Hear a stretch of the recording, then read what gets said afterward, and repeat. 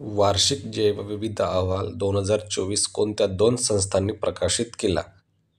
याचं योग्य उत्तर आहे ZSI आणि BSI. आता ZSI आणि BSI बद्दल अधिक माहिती आपण जाणून घेऊया. हा अहवाल भारतीय प्राणीशास्त्र सर्वेक्षण आणि भारतीय वनस्पती सर्वेक्षण यांनी एकत्रित प्रकाशित केलेला आहे. वार्षिक जैवविविधता अहवाल 2024 मध्ये एकूण किती नवीन प्रजातींचा समावेश आहे? याचं योग्य उत्तर आहे 683. 683 प्रजातींचा नवीन या यादीमध्ये समावेश आहे. 30 जून 2025 रोजी केंद्रीय पर्यावरण आणि हवामान बदल मंत्री भूपेंद्र यादव यांनी कोलकाता येथे वार्षिक जैवविविधता अहवाल 2024 जाहीर केला. हे कोलकाता लक्षात ठेवा. या अहवालात भारतीय प्राणीशास्त्र सर्वेक्षण म्हणजेच ZSI आणि भारतीय वनस्पती संरक्षण म्हणजेच BSI यांनी प्रकाशित केलेल्या संशोधनाचा समावेश आहे. त्यानंतरचा क्वेश्चन आहे, शून्य उत्सर्जन ट्रॅकिंग अहवाल कोणत्या विषयाशी संबंधित आहे? याचं योग्य उत्तर आहे ऑप्शन नंबर बी, ट्रक वाहतूक क्षेत्रातील प्रदूषण कमी करणे या संबंधित शून्य उत्सर्जन ट्रॅकिंग अहवाल आहे. हा अहवाल भारतीय ZET म्हणजे झिरो एमिशन ट्रकिंग स्वीकार व त्याचा ऊर्जा आणि उत्सर्जनावर होणारा परिणाम या विषयावर आधारित आहे. त्यानंतरचा क्वेश्चन आहे, जागतिक रासायनिक मूल्य साखळीत भारताचा 2023 मधील हिस्सा किती होता? तर याचं योग्य उत्तर आहे ऑप्शन नंबर बी, 3.5. जागतिक रासायनिक मूल्य साखळीत भारताचा हिस्सा 3.5 इतका होता. केमिकल इंडस्ट्रीज अहवाल कोणत्या संस्थेने प्रसिद्ध केला? याचं योग्य उत्तर आहे ऑप्शन नंबर बी, नीती आयोग. नीती आयोगाने केमिकल इंडस्ट्रीज अहवाल प्रसिद्ध केला.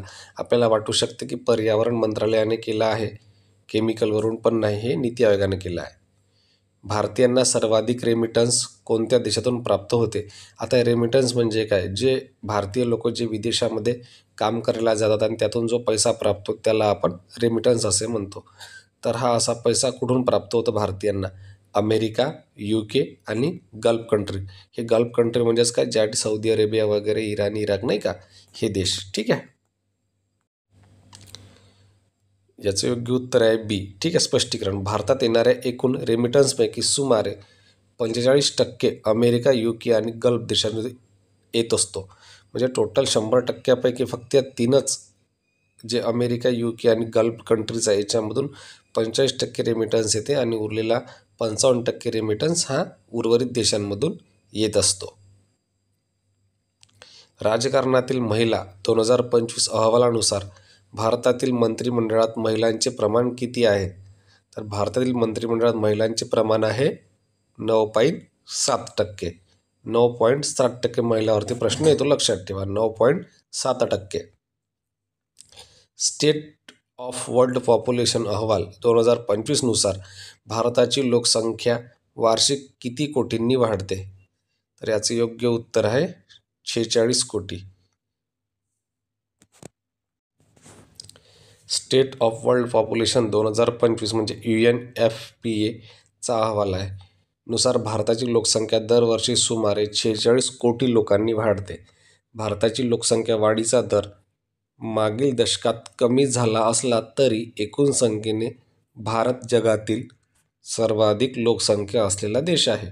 अहवालानुसार भारतातील जन्मदर 1.9 प्रति महिला इतका आहे. तो आता रिप्लेसमेंट लेवल 2.1 पेक्षा कमी झाला आहे. म्हणजेच लोकसंख्या वाढ स्थिरतेकडे जात आहे. यातले बरेच मुद्दे आपल्यासाठी इकॉनॉमिक्सच्या हिशोबाने लक्षात आहेत, ते आपल्याला लक्षात ठेवायचं आहे. त्यानंतरचा क्वेश्चन आहे, राजकारणातील महिला अहवाल कोणत्या संस्थेने प्रसिद्ध केला? तर हा अहवाल प्रसिद्ध करते न्यूयॉर्क स्थित inter parliamentary union IPU. IPU ही संस्था राजकारणातील महिलांचा अहवाल प्रसिद्ध करत असते. भारताची पहिली झऱ्यांची गणना, झरे म्हणजे काय, स्प्रिंग सेन्सस, झऱ्यांची गणना कोणत्या वर्षी सुरू करण्यात आली? याचं योग्य उत्तर आहे 2025. आत्ताच याच वर्षी 2025 मध्ये झऱ्यांची गणना सुरू करण्यात आली आहे. नीती आयोगाच्या अहवालानुसार भारताची पहिली झऱ्यांची गणना फर्स्ट स्प्रिंग सेन्सस 2025मध्ये जलसंपदा मंत्रालयाने सुरू केली. ऑब्व्हियसली जलसंपदा मंत्रालय सुरू करेल, कारण स्प्रिंग आहे, झरा आहे. या गणनेचा उद्देश देशातील झरे, त्यांच्या पाण्याचे स्रोत, वापर आणि संरक्षण याबाबत माहिती गोळा करणे आहे. भारतामध्ये हिमालय प्रदेश, पश्चिम घाट, महाराष्ट्र, गोवा, कर्नाटक, केरळ, तामिळनाडू आणि मध्य भारत, सातपुडा, विंध्य हे झऱ्यांचे समृद्ध प्रदेश आहे. या उपक्रमातून भूजल संवर्धन, दुष्काळ निवारण आणि टिकाऊ जलव्यवस्थापन यांना मदत होईल. फ्युचर फ्रंट रिपोर्ट 2025मध्ये भारताच्या GDP वाढीबाबत कोणते लक्ष्य ठेवले आहे? तर भारताचा GDP हा 8% वार्षिक 8% वाढेल, हे फ्युचर फ्रंट रिपोर्टमध्ये सांगितलं आहे. नीती आयोगाने 2025मध्ये फ्युचर फ्रंट भारताचा भविष्यातील विकास आराखडा हा अहवाल प्रसिद्ध केला. या अहवालाचा उद्देश भारताच्या भविष्यातील रोजगार, उद्योग, ऊर्जा, तंत्रज्ञान, शिक्षण आणि हवामान बदल या क्षेत्रातील आव्हाने आणि संधी यांचा सखोल अभ्यास करणे आहे. या अहवालात विजन इंडिया 2047साठी आवश्यक धोरणात्मक दिशा सुचवण्यात आली आहे.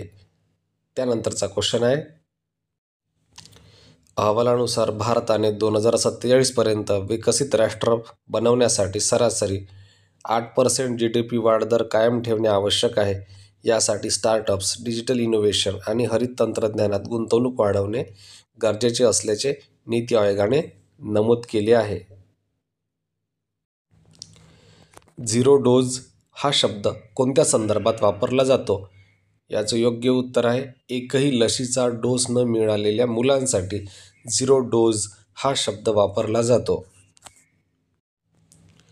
झिरो डोज म्हणजे अशी मुले ज्यांना एकही मूलभूत लशीचा डोस मिळालेला नाही.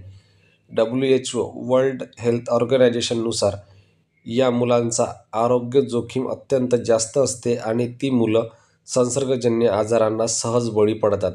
अशा मुलांची सर्वाधिक संख्या आफ्रिका आणि दक्षिण आशिया म्हणजेच भारत, पाकिस्तान, नायजेरिया आणि कांगो या देशांमध्ये आढळते. भारतामध्ये मिशन इंद्रधनुष्य 5.0 आणि यू-विन डिजिटल प्लॅटफॉर्मच्या मदतीने या मुलांना शोधून लसीकरण पूर्ण करण्यावर भर दिला जातो. आपल्यासाठी मिशन इंद्रधनुष्य 5.0 आणि यू-विन डिजिटल प्लॅटफॉर्म हे महत्त्वाचं ठरते. त्यानंतरचा क्वेश्चन आहे, ILO STAT डेटाबेस अहवाल 2025 कोणत्या संस्थेने प्रकाशित केला? याचं योग्य उत्तर आहे, आंतरराष्ट्रीय कामगार संघटना म्हणजे international labour organisation. International labour organisation database हा अहवाल ILO या संयुक्त राष्ट्रसंघाच्या प्रमुख संस्थेने प्रकाशित केला आहे. यामध्ये जगातील विविध देशातील कामगार बाजारपेठ, कामगार सुरक्षा, रोजगार, बेरोजगारी, वेतन आणि संरक्षण व्यवस्था यांचा डेटा दिला जातो. भारताने इंटरनॅशनल लेबर ऑर्गनायझेशन डेटाबेसमध्ये 2025मध्ये सोशल प्रोटेक्शन अपडेट प्रणाली पूर्णपणे लागू केली आहे. त्यामुळे भारत हा 2025चा सामाजिक संरक्षण डेटा अपडेट करणारा पहिला देश ठरला आहे. ILOचं मुख्यालय कुठे आहे इंटरनॅशनल लेबर ऑर्गनायझेशनचं? तर ते आहे रोमला. आता हे रोम लक्षात कसं ठेवायचं? आपण म्हणू शकतो की जे कामगार असतात ते दिवसभर काम करतात. काम केल्यामुळे त्याचं प्रत्येक शरीर दुखत असते, म्हणजे रोम त्यांचं दुखते, म्हणून आपण म्हणू शकतो उनका रोम तकलीफ देता है. ठीक आहे. जनमन सर्वेक्षण 2025मध्ये मोदी सरकारच्या कार्यकाळाचा कालावधी किती वर्षाचा विचार करण्यात आला आहे? तर यामध्ये मोदी सरकारचा 11 वर्षाचा कालावधी विचार करण्यात आला आहे. दक्षिण आशिया प्रेस फ्रीडम रिपोर्ट 2024-25मध्ये कोणत्या संस्थेने हा प्रकाशित केला आहे? याचं योग्य उत्तर आहे frontline media and political church या संस्थेने हा रिपोर्ट प्रकाशित केलेला आहे. एअरपोर्ट्स कौन्सिल इंटरनॅशनल म्हणजे ACI ने जारी केलेल्या अहवालानुसार कोणते विमानतळ जगातील 9व्या क्रमांकाचे सर्वात व्यस्त विमानतळ ठरले आहे? याचं योग्य उत्तर आहे option number C, Indira Gandhi आंतरराष्ट्रीय विमानतळ नवी दिल्ली. आणि हेच भारतातील सगळ्यात व्यस्त विमानतळ आहे आणि जगातील हे 9व्या क्रमांकाचं व्यस्त विमानतळ आहे. 9वा क्रमांक आपल्याला लक्षात ठेवायचा आहे. त्यानंतरचा क्वेश्चन आहे, ग्लोबल इलेक्ट्रिक व्हेकल आउटलुक 2025 हा अहवाल कोणत्या संस्थेने जारी केला? याचं योग्य उत्तर आहे इंटरनॅशनल एनर्जी एजन्सी IEA. आता ग्लोबल इलेक्ट्रिक काय ही एनर्जी आहे, म्हणून आपण ते कोरिलेट करू शकतो की electric energy IEA. Global electric vehicle outlook हा वार्षिक अहवाल इंटरनॅशनल एनर्जी एजन्सीकडून प्रसिद्ध केला जातो. यात जगभरातील इलेक्ट्रिक वाहनांचे उत्पादन, विक्री, चार्जिंग नेटवर्क आणि भविष्यकालीन ट्रेंड यांचा सविस्तर अभ्यास केला जातो. भारताची पहिली ब्रँड कोणती ठरली आहे? याचं योग्य उत्तर आहे टाटा समूह. ब्रँड फायनान्स 2025 नुसार टाटा समूह भारतातील सर्वाधिक मूल्यवान ब्रँड ठरला आहे. कोणत्या संस्थेने state and trends of carbon pricing 2025 report जारी केला? याचं उत्तर आहे वर्ल्ड बँक. वर्ल्ड बँक या संस्थेने state and trends of carbon pricing हा रिपोर्ट जारी केला. राज्य विज्ञान आणि तंत्रज्ञान म्हणजे SIT परिपत्रक हा अहवाल कोणत्या संस्थेने प्रसिद्ध केला? तर हा नीती आयोगाने प्रसिद्ध केला आहे. राज्याच्या विज्ञान व तंत्रज्ञान प्रगतीसाठी नीती आयोगाने हा अहवाल तयार केला आहे. ग्लोबल एज्युकेशन मॉनिटरिंग अहवाल कोणत्या संस्थेने प्रकाशित केला आहे? तर हा अहवाल युनेस्को या संस्थेने प्रकाशित केलेला आहे. ग्लोबल एज्युकेशन मॉनिटरिंग रिपोर्ट हा अहवाल युनेस्कोकडून दरवर्षी प्रसिद्ध केला जातो. या अहवालात जगभरातील शिक्षण क्षेत्रातील प्रगती, सर्वसमावेशक शिक्षण, गुणवत्ता आणि टिकावदार विकास ध्येये SDG 4 साध्य करण्याची स्थिती यांचा आढावा घेतला जातो. 2024-25चा अहवाल शिक्षणातील समानता आणि डिजिटल शिक्षणाच्या भूमिकेवर विशेष भर देतो.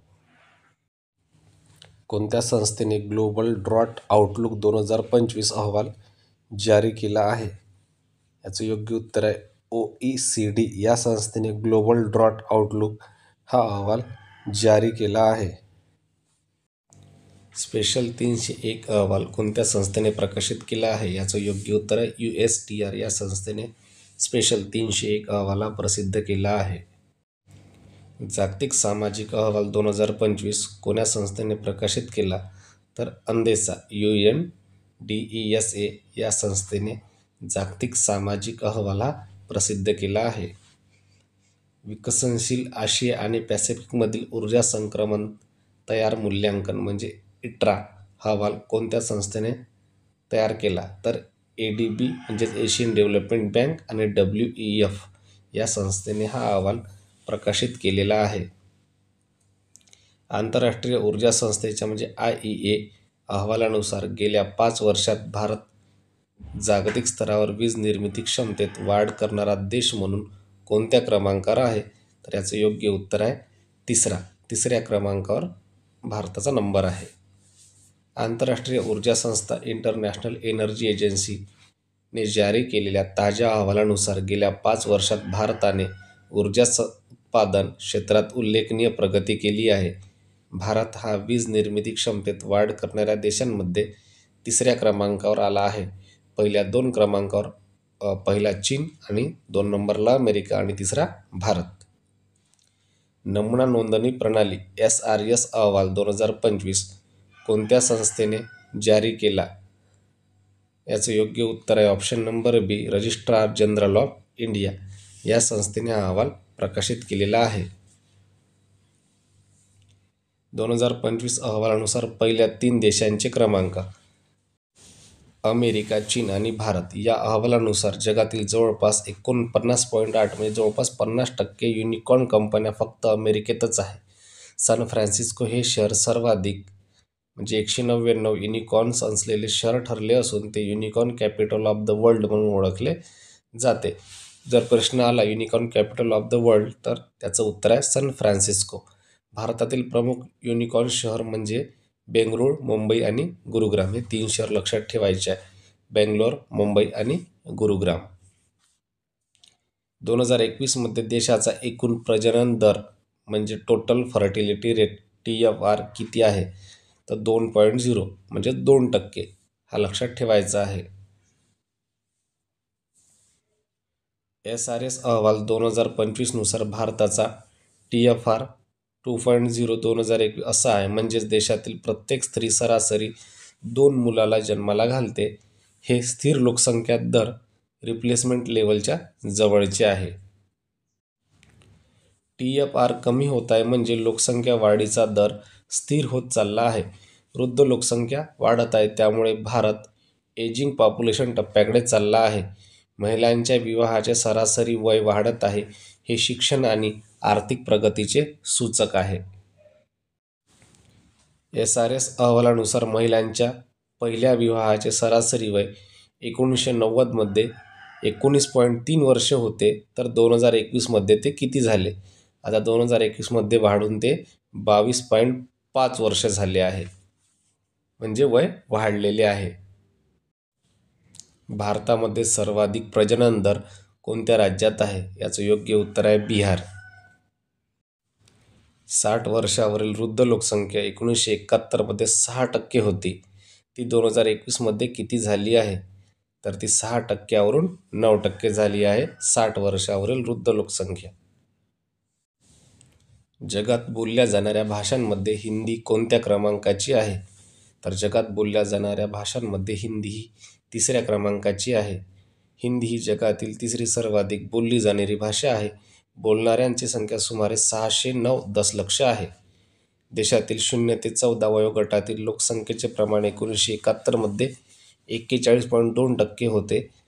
तर आता 2021 किती झाले आहे? तर ते घटले आहे.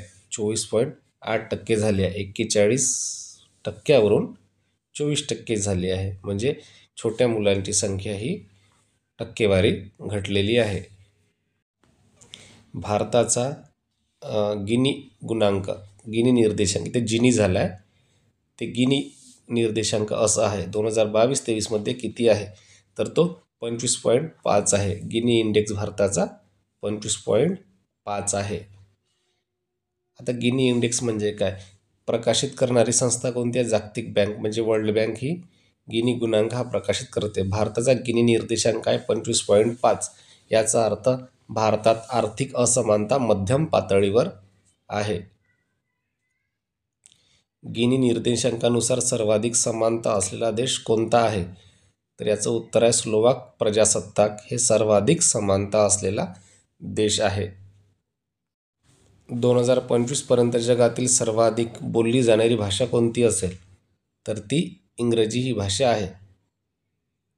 एथनोलॉगच्या अहवालानुसार 2025 इंग्रजी बोलणाऱ्यांची संख्या 1.5 अब्ज होईल. त्यामुळे ती जगातील सर्वाधिक बोलली जाणारी भाषा ठरते.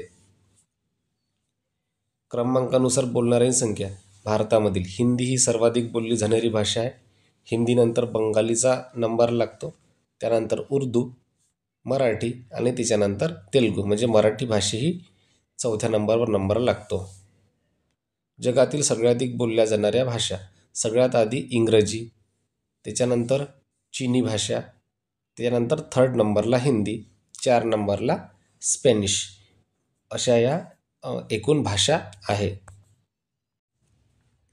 जागतिक युनिकॉर्न इंडेक्स 2025 कोणत्या संस्थेने प्रकाशित केला आहे? याचं योग्य उत्तर आहे हुरून संशोधन संस्था. या संस्थेने जागतिक युनिकॉर्न इंडेक्स हा प्रकाशित केला आहे. जागतिक युनिकॉर्न इंडेक्स 2025 हा अहवाल हुरून रिसर्च इन्स्टिट्यूटकडून प्रसिद्ध केला आहे. युनिकॉर्न म्हणजे अशा स्टार्टअप कंपन्या ज्यांची बाजार मूल्य $1 अब्ज पेक्षा म्हणजे 8,000 कोटीहून अधिक असते. 2025 अहवालानुसार पहिला 3 देशाचे क्रमांक. पहिला आहे अमेरिका. कोणत्या संस्थेने जागतिक सागरी मत्स्य व्यवस्थेतील अहवाल 2025 प्रकाशित केला आहे? तर FAO या संस्थेने जागतिक सागरी मत्स्य व्यवस्थेतील अहवाल प्रकाशित केला आहे. वार्षिक जैवविविधता अहवाल 2024 कोणत्या शहरात जाहीर करण्यात आला? तर तो कोलकाता या शहरामध्ये जारी करण्यात आला. वार्षिक जैवविविधता अहवाल 2024 नुसार सर्वाधिक नवीन प्राणी प्रजाती कोणत्या राज्यात सापडल्या? तर त्या केरळ राज्यात सापडलेल्या आहे. या अहवालानुसार भारतात 683 नवीन प्राणी प्रजाती आणि 433 नवीन वनस्पती प्रजाती सापडल्या आहे. म्हणजे वनस्पतीपेक्षा प्राणी प्रजाती या जास्त संख्येनं सापडलेल्या आहे. शून्य उत्सर्जन ट्रॅकिंग याचा मुख्य उद्देश काय आहे? तर कार्बन उत्सर्जन कमी करून स्वच्छ वाहतूक प्रोत्साहन देणे हा शून्य उत्सर्जन ट्रॅकिंग याचा मुख्य उद्देश आहे. कार्बन उत्सर्जन कमी करून स्वच्छ वाहतूक प्रोत्साहन देणे ZET म्हणजे झिरो इमिशन ट्रकिंग याचा उद्देश कार्बन उत्सर्जन कमी करून हरित वाहतूक प्रोत्साहन करणे असा आहे.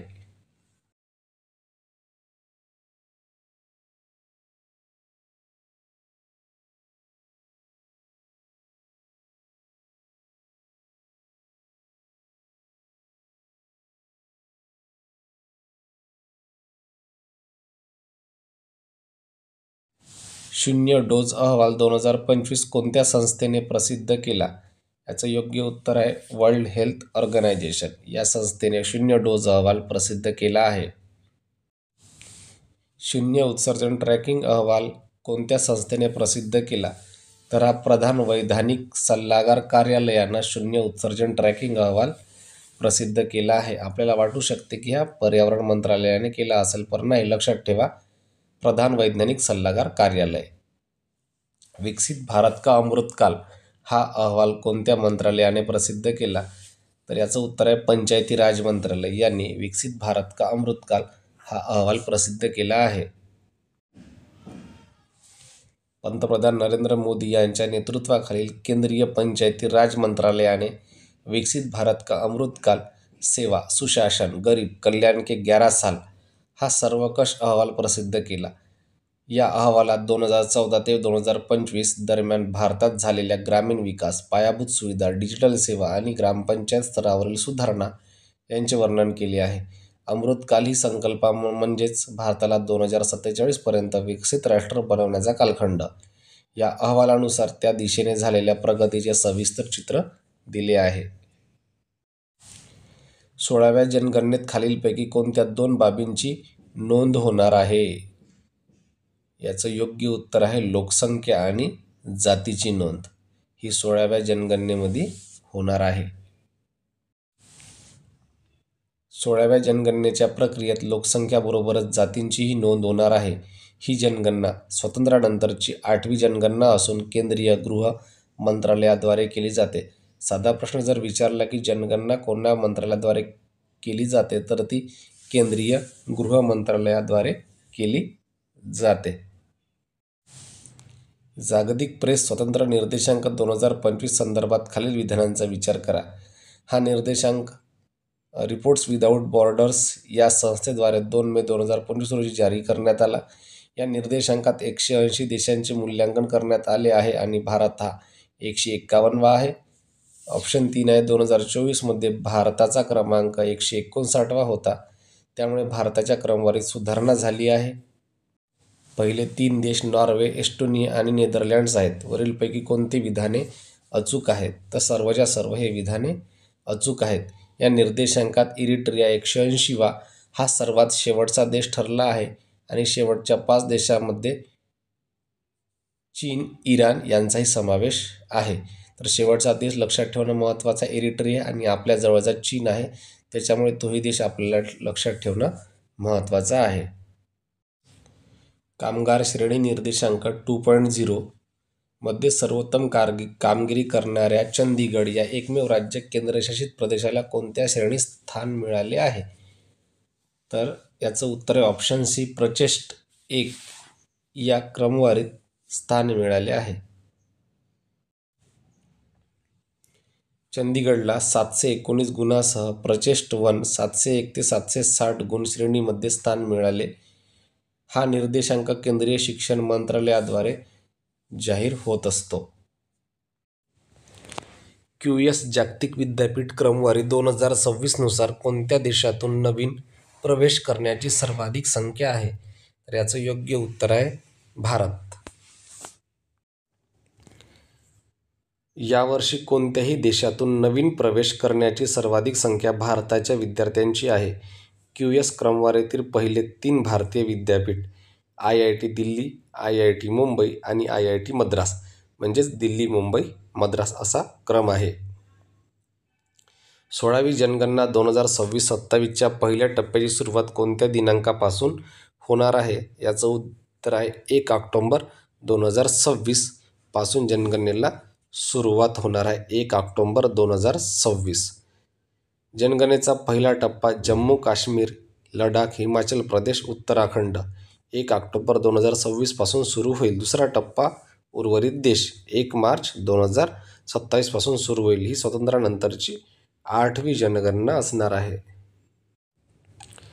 QS जागतिक विद्यापीठ क्रमवारी 2026 नुसार सावित्रीबाई फुले पुणे विद्यापीठाला कितवे स्थान मिळाले आहे?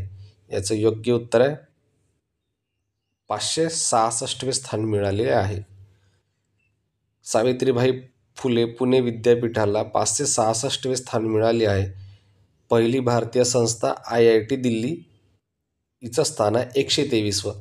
पहिली जागतिक संस्था कोण आहे? MIT अमेरिकेची. पहिल्या 100 मध्ये एकही भारतीय संस्था नाही, हे आपल्याला लक्षात ठेवायचं आहे. कामगिरी श्रेणी निर्देशांक संदर्भात खालील विधानांचा विचार करा. हा निर्देशांक टाइम्स हायर एज्युकेशन म्हणजे या संस्थेने जाहीर केला आहे. प्रचेस्ट 1 श्रेणीमध्ये 701 ते 760 गुण सहभागी झालेले चंदीगड हे एकमेव राज्य किंवा केंद्रशासित प्रदेश ठरले आहे. या श्रेणी निर्देशांकात उत्तम श्रेणी आणि अतिउत्तम श्रेणी समाविष्ट आहे. वरीलपैकी कोणते विधाने अचूक आहे? तर याचं योग्य उत्तर आहे 2 आणि 3 हे 2च विधाने अचूक आहे, म्हणजेच बरोबर आहे. तर आपण पाहूया की हा निर्देशांक कोणती संस्था प्रकाशित करते. जाहीर करणारी संस्था केंद्रीय शिक्षण मंत्रालय. सर्वोत्तम कामगिरी करणारा केंद्रशासित प्रदेश किंवा राज्य चंदीगड. सर्वात शेवटचे स्थान कोणत्या राज्याला आहे? मेघालय राज्याला.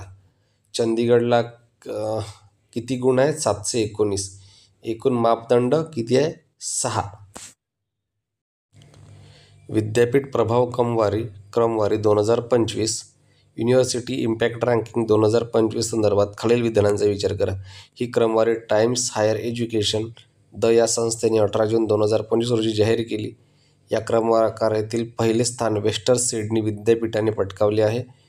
यातील पहिले भारतीय विद्यापीठ लवली प्रोफेशनल युनिव्हर्सिटी जालंधर 48व्या स्थानी आहे. वरीलपैकी कोणते विधाने अचूक आहे? तर ऑप्शन नंबर 1 आणि 2 ही दोन्ही विधाने अचूक आहे. तिसरं विधान हे चूक आहे. विद्यापीठ प्रभाव क्रमवारी 2025 महत्त्वाची विद्यापीठे श्रेणी. विद्यापीठाचे नाव कोणतं आहे? वेस्टर्न सिडनी विद्यापीठ ऑस्ट्रेलियाचं हे 1 नंबरला आहे. मँचेस्टर हे UKचं विद्यापीठ हे 2 नंबरला आहे. जर भारतातला विचार केला तर पहिलं विद्यापीठ अमृता विश्व विद्यापीठ आहे, जे की तामिळनाडूचं आहे 41व्या नंबरवर. त्यानंतर दुसरं स्थान हे लवली प्रोफेशनल युनिव्हर्सिटीचं आहे, जे की पंजाबची आहे. त्याचं स्थान आहे 48 नंबरला. जागतिक दुष्काळ अंदाज 2025 संदर्भात खालील विधानांचा विचार करा. हा अहवाल OECD organisation for economic cooperation and development या संस्थेने जाहीर केला आहे. ऑप्शन 2 आहे. अहवालानुसार जगातील 40% भागात आता वारंवार आणि तीव्र दुष्काळ पडत आहे. 2035 पर्यंत दुष्काळाशी संबंधित आर्थिक नुकसानीत किमान 35% वाढ अपेक्षित आहे. वरीलपैकी कोणते विधाने अचूक आहे? तर वरीलपैकी सर्व विधाने हे अचूक आहे. अचूक आहेच म्हणजेच बरोबर आहे. जाहीर करणारी संस्था जागतिक दुष्काळ अंदाज प्रमुख आकडे. कोणती संस्था आहे? OECD. वारंवार दुष्काळग्रस्त भाग किती आहे जगातील? 40%. 2035 पर्यंत अपेक्षित आर्थिक वाढ किती आहे? 35%. सरासरी वार्षिक आर्थिक खर्चातील वाढ 3 ते 7.5% राहील. जागतिक शांतता निर्देशांक 2025मध्ये मोजल्या गेलेल्या 163 देशांमध्ये भारताचा कितवा क्रमांक आहे? तर भारताचा 115वा क्रमांक आहे जागतिक शांतता निर्देशांकामध्ये. भारताचा क्रमांक या शीर्षकाखाली माहितीमध्ये 2025साठी भारताचा क्रमांक 115 2.229 गुणांसह 163 देशांपैकी दर्शवला आहे. तुलना करण्यासाठी मागील वर्षाचे क्रमांकही दिले आहेत. 2024मध्ये 116वा नंबर होता. 2023मध्ये 126वा क्रमांक होता. जागतिक शांतता निर्देशांक जाहीर करणारी संस्था कोणती आहे? Institute for economics and peace.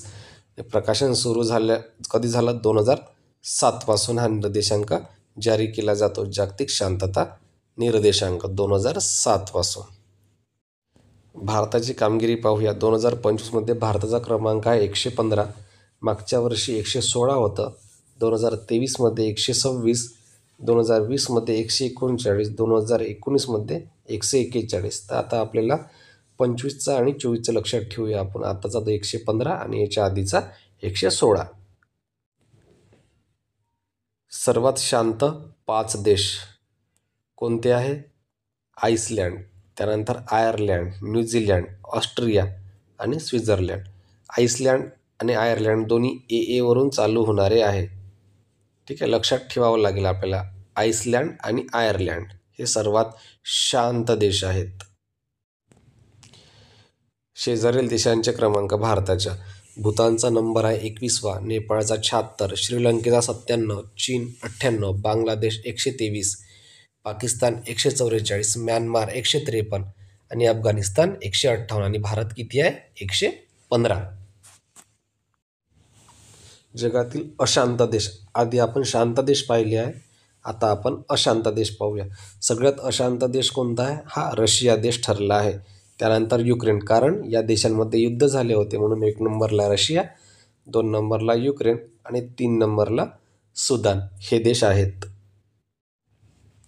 जागतिक शांतता निर्देशांक 2025 नुसार जगातील सर्वात शांत देश खालीलपैकी कोणता आहे? तर आत्ताच आपण पाहिलं आहे आईसलँड हा जगातील सगळ्यात शांत देश आहे.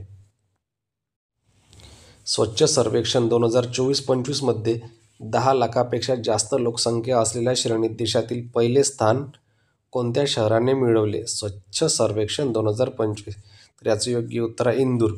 10 लोकसंख्येपेक्षा जास्त लोकसंख्या असलेल्या शहरामध्ये इंदोर शहराने देशात पहिला क्रमांक पटकावला आहे. सुपर स्वच्छ लीग श्रेणी देशात प्रथम.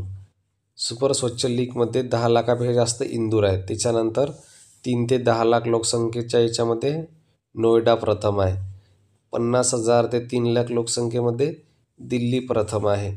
20,000 ते 50,000मध्ये विटा हे नवीनच शहर आहे. ठीक आहे, लक्षात ठेवा. विटा हे शहर 20,000 वरून विटा लक्षात ठेवा की ते प्रथम श्रेणीमध्ये आहे. 20,000पेक्षा कमी लोकसंख्या या श्रेणीमध्ये पाचगणी हे थंड हवेचं ठिकाण हे आपल्याला लक्षात ठेवावं लागेल. सुपर स्वच्छ लीग ही श्रेणी प्रथमच स्वच्छ सर्वेक्षण 2024-25मध्ये सुरू करण्यात आली. शहरांचे वर्गीकरण लोकसंख्येच्या आधारे 5 श्रेणींमध्ये करण्यात आले. प्रत्येक श्रेणीत देशातील सर्वाधिक स्वच्छ शहर घोषित करण्यात आले.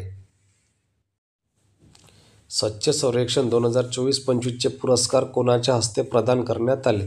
याचं उत्तर आहे राष्ट्रपती द्रौपदी मुर्मू.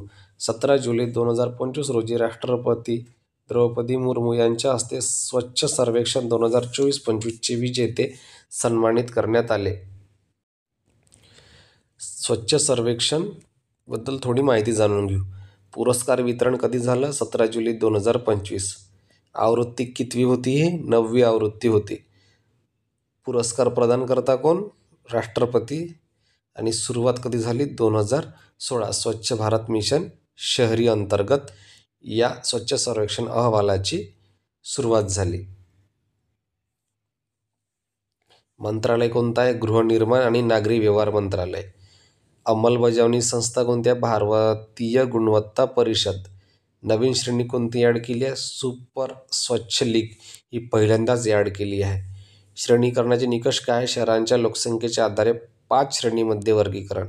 एकूण पुरस्कार 78 पुरस्कार प्रदान करण्यात आले. हेनले पासपोर्ट इंडेक्स 2025 सर्वात कमजोर पासपोर्ट कोणत्या देशाचा आहे? तर अफगाणिस्तान या देशाचा सर्वात कमजोर पासपोर्ट आहे. अफगाणिस्तानचा पासपोर्ट जगातील सर्वात कमजोर मानला जातो. त्याला केवळ 25 देशांमध्ये विजामुक्त प्रवेश मिळतो. विजामुक्तांची संख्या आणि देश पाहूया आपण. सिंगापूर 193 देशांमध्ये विजामुक्त जाऊ शकते. जपान आणि दक्षिण कोरिया हे एकाच रँकवरती आहे, सेकंड रँकवर. 190 विजामुक्त संख्या यांची. Denmark, Finland, France, Germany, Ireland, Italy, Spain हे 189 देशामध्ये जाऊ शकते. आणि भारत हा 77वा क्रमांक आहे हेनले पासपोर्टमध्ये, 77. तो 59 देशामध्ये विजामुक्त जाऊ शकतो. त्यानंतर सगळ्यात शेवटचे देश आहे पाकिस्तान आणि सोमालिया. 32 देशामध्ये यांना प्रवेश आहे. त्यानंतर इराक 30 देशामध्ये, सिरिया 27 आणि सगळ्यात शेवटी आहे 99व्या नंबरवरती अफगाणिस्तान, फक्त आणि फक्त 25 देशामध्ये. आपल्याला सोमालिया वगैरे वाटू शकते, सोमालिया, सिरिया, पण नाही, अफगाणिस्तान यामध्ये सर्वात शेवटच्या क्रमांकावर आहे. हेनले पासपोर्ट इंडेक्स 2025 सर्वात शक्तिशाली पासपोर्ट कोणत्या देशाचा आहे? तर सिंगापूर या देशाचा सगळ्यात शक्तिशाली पासपोर्ट आहे. हेनले पासपोर्ट इंडेक्स 2025 हे आंतरराष्ट्रीय हवाई वाहतूक संघटना IATA डेटावर आधारित आहे. या निर्देशांकानुसार सिंगापूरचा पासपोर्ट सर्वात शक्तिशाली ठरला असून 193 देशांमध्ये विजामुक्त प्रवेश आहे. हेनले पासपोर्ट इंडेक्स 2025 हा अहवाल 22 जुलै 2025 रोजी हेनले अँड पार्टनर्स या संस्थेने प्रसिद्ध केला. हा निर्देशांक आंतरराष्ट्रीय हवाई वाहतूक संघटना IATA डेटावर आधारित असतो. या क्रमवारीत देशांना इतर देशांमध्ये मिळणाऱ्या विजामुक्त प्रवेशांच्या संख्येनुसार स्थान दिले जाते. सिंगापूर हा देश यावर्षी पहिल्या क्रमांकावर आहे, कारण त्याच्या नागरिक 193 देशांमध्ये विजामुक्त प्रवेश मिळतो. सिंगापूर हा देश यावर्षी पहिल्या क्रमांकावर आहे. भारताचे स्थान यादीत 77वे असून भारतीय पासपोर्ट धारकांना 59 देशांमध्ये विजाशिवाय प्रवेश मिळतो. जानेवारी 2025 भारताचे स्थान 85वे होते. म्हणजेच भारताने 8 स्थानांची सुधारणा केली आहे. म्हणजे भारताची किती स्थानांनी सुधारणा झाली? 8 स्थानांनी. म्हणजे याच्यावर क्वेश्चन बनू शकतो. टॉप 10 बिझी आंतरराष्ट्रीय विमानतळ यादीत कोणते भारतीय विमानतळ एकमेव स्थान मिळवणारे ठरले आहे? तर त्याचं योग्य उत्तर आहे ऑप्शन बी, छत्रपती शिवाजी महाराज आंतरराष्ट्रीय विमानतळ, मुंबई हे भारतातील एकमेव बिझी विमानतळ या टॉप 10मध्ये आलेलं आहे. ट्रॅव्हल प्लस लेझर या वर्ल्ड बेस्ट अवॉर्ड्स 2025 अहवालानुसार मुंबईचे छत्रपती शिवाजी महाराज आंतरराष्ट्रीय विमानतळ 2025 टॉप 10 बिझी आंतरराष्ट्रीय विमानतळामध्ये स्थान मिळवले आहे. सलग 3ऱ्या वर्षी हे स्थान मिळवणारे एकमेव भारतीय हे विमानतळ ठरले आहे. Sizzling the movement of opportunity या अहवालानुसार 2024 जागतिक स्तरावर नवीन विजेच्या क्षमतेपैकी किती टक्के अक्षय ऊर्जेपासून झाले? तर ती ऑप्शन नंबर सी आहे, 92.5%. संयुक्त राष्ट्राच्या sizzling the movement of opportunity या अहवालानुसार 2024 जगभरात निर्माण झालेल्या विजेच्या नवीन क्षमतेपैकी 92.5% हिस्सा अक्षय ऊर्जेपासून आलेला आहे. संयुक्त राष्ट्राच्या सिझलिंग द मुव्हमेंट या अहवालानुसार याच वर्षी जागतिक विजेच्या उत्पादनात 74% वाटा वारा, पवन आणि इतर पर्यावरणपूरक स्रोतांचा होता. इकॉनॉमिक इम्पॅक्ट ट्रेंड्स 2024 हा अहवाल कोणत्या संस्थेने प्रसिद्ध केला? तर हा अहवाल प्रसिद्ध केला आहे जागतिक प्रवास आणि पर्यटन परिषद म्हणजेच WTTC या संस्थेने प्रकाशित केलेला आहे. जागतिक प्रवास आणि पर्यटन परिषद व ऑक्सफर्ड इकॉनॉमिक्स यांच्या सहकार्याने इकॉनॉमिक इम्पॅक्ट ट्रेंड्स 2024 EIR हा अहवाल प्रसिद्ध करण्यात आला. अहवालानुसार भारताचा प्रवास आणि पर्यटन क्षेत्रातील आर्थिक सहभाग 231.6 अब्ज अमेरिकन डॉलर्स इतका नोंदवला गेला असून 2023च्या तुलनेत वाढ दर्शवली आहे. जागतिक पाणथळ प्रदेश अंदाज 2025 हा अहवाल कोणत्या संस्थेने प्रसिद्ध केला? तर हा अहवाल रामसर कराराचे सचिवालय जे आहे त्या सचिवालयाने जागतिक पाणथळ प्रदेश हा अहवाल प्रसिद्ध केला आहे. रामसर कराराच्या सचिवालयाने जागतिक पाणथळ प्रदेश अंदाज 2025 हा अहवाल प्रसिद्ध केला. या अहवालानुसार 1970 पासून आतापर्यंत जगातील 22% पाणथळ प्रदेश नष्ट झाले आहे. हा अहवाल पर्यावरणीय संवर्धनाच्या दृष्टीने महत्त्वाचा मानला जातो. अमेरिकेतील सर्वात श्रीमंत स्थलांतरित 2025 यादीत किती भारतीय वंशाचे व्यक्ती समाविष्ट झाले आहे? तर ऑप्शन नंबर सी 12 व्यक्ती. फोर्ब्स मासिकाने 10 जुलै 2025 रोजी अमेरिकेतील सर्वात श्रीमंत स्थलांतरित 2025 ही यादी जाहीर केली. त्यात 12 भारतीय वंशाचे अब्जाधीश समाविष्ट आहेत. त्यातील प्रमुख अब्जाधीश म्हणजे जयंत चौधरी, जे फोर्ब्सच्या टॉप 10 स्थलांतरितांमध्ये आहेत. या यादीत इलॉन मस्क पहिल्या क्रमांकावर आहेत. 100K क्रिएटर्स यादी 2025 मध्ये कोणत्या भारतीय यूट्यूबरला स्थान मिळाले आहे? तर option number C Prajakta Koli या व्यक्तीला 100 क्रिएटर्स या यादीमध्ये स्थान मिळाले आहे.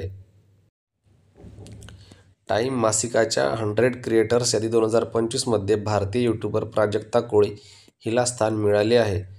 त्या यादीत स्थान मिळवणारी ती पहिली आणि एकमेव भारतीय ठरली आहे. प्राजक्ता कोळी मोस्टली साने या नावाने प्रसिद्ध आहे. जागतिक ऊर्जा 2025 म्हणजेच ग्लोबल एनर्जी 2025 अहवालानुसार 2024 मध्ये भारत कोणत्या क्रमांकाचा सर्वात मोठा जैव इंधन ग्राहक देश ठरला आहे? तर याचं योग्य उत्तर आहे ऑप्शन नंबर डी चौथा देश ठरला आहे.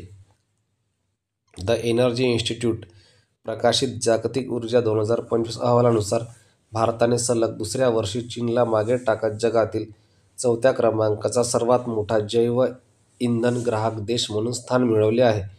2024 मध्ये भारताचा जैव इंधन वापर वार्षिक तुलनेत 40% वाढून 77,000 बॅरल तेल समतुल्य झाला. पहिल्या 3 क्रमांकावर अमेरिका, ब्राझील आणि इंडोनेशिया हे देश आहेत. नीती आयोगाने ईशान्य प्रदेशासाठी जारी केलेल्या जिल्हा SDG निर्देशांकात 2023-24 मध्ये कोणता जिल्हा सर्वोत्तम आहे? तर हा मिझोरममधील हातियाल हा जिल्हा पहिल्या स्थानावर आहे. नीती आयोगाने ईशान्य प्रदेशातील जिल्हा SDG शाश्वत विकास उद्दिष्ट निर्देशांक 2023-24 जाहीर केला. या निर्देशांकात मिझोरम राज्यातील हातियाल जिल्हा हा सर्वोत्तम कामगिरी करणारा जिल्हा ठरला आहे. हा अहवाल शाश्वत विकासाच्या दिशेने जिल्ह्याच्या प्रगतीचे मूल्यमापन करतो. भारतातील अन्न घटक सेवन 2025 हा अहवाल कोणत्या संस्थेने प्रसिद्ध केला आहे? तर हा केंद्रीय सांख्यिकी व कार्यालय अंमलबजावणी मंत्रालयाने हा अहवाल प्रसिद्ध केला आहे. केंद्रीय सांख्यिकी व कार्यक्रम अंमलबजावणी मंत्रालयाने भारतामधील अन्न घटकांचे सेवन हा अहवाल 2 जुलै 2025 रोजी प्रसिद्ध केला. हा अहवाल 2022-23 आणि 2023-24 मधील घरगुती खर्च सर्वेक्षणावर आधारित आहे. 2023-24 मध्ये ग्रामीण भागीदारी प्रतिदिन सरासरी कॅलरी सेवन 2212 किलो कॅलरी तर शहरी भागात 2240 किलो कॅलरी इतके होते. भारताचे पहिले व्यापक कौटुंबिक उत्पन्न सर्वेक्षण कोणत्या वर्षी होणार आहे? तर ते होणार आहे 2026 या वर्षी. सांख्यिकी आणि कार्यक्रम अंमलबजावणी मंत्रालयाच्या राष्ट्रीय नमुना सर्वेक्षण म्हणजेच NSS द्वारे 2026 मध्ये भारताचे पहिले व्यापक कौटुंबिक उत्पन्न सर्वेक्षण केले जाणार आहे. या सर्वेक्षणाचा उद्देश देशातील घरगुती उत्पन्नाची रचना, स्रोत आणि असमानता याचे वास्तव मूल्यांकन करणे हा आहे. विद्यार्थी मित्रांनो, अहवाल आणि निर्देशांक हा टॉपिक इथे समाप्त झाला आहे. व्हिडिओ आवडल्यास नक्कीच लाईक, शेअर आणि सबस्क्राईब करायला विसरू नका. धन्यवाद.